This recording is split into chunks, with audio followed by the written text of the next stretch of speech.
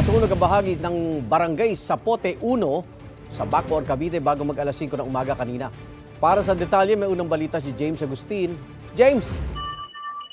Igan, alas 7:44 ngayong umaga, 7:04 nang tuluyang mapula ng Bureau of Fire Protection yung sunog na sumiklab dito sa residential area sa Kataasan, Barangay Zapote 1 sa Bacoor, Cavite.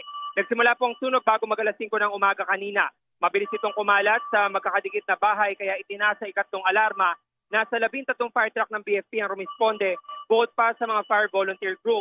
Makititigan yung mga daanan papasok sa mismong residential area kaya yung ilang bombero pumeso sa bakanting lote para malapit ang mga pagbuga ng tubig. May mga umakyat pa nga sa bubong ng kalapit na establishmento. May mga residente walang naisalbang gamit, ang iba naman kanya-kanyang hakot na maililigtas na mga appliances at damit patungo dito sa kalsada. Ang kwento sa atin ng mga residente, nagising na lang sila na malaki na yung apoy. Nananawagan sila ng tulong. Sa ngayon, kumakala pa tayo ng karagdagang detalye mula sa PFP maging sa lokal na pamahalaan kung ilang residente yung naapektuhan ng sunog at yung sanhi ng apoy. Yung manilitas mula rito sa Bacoor, Cavite, ako po si James Agustin ng GMA Integrated News.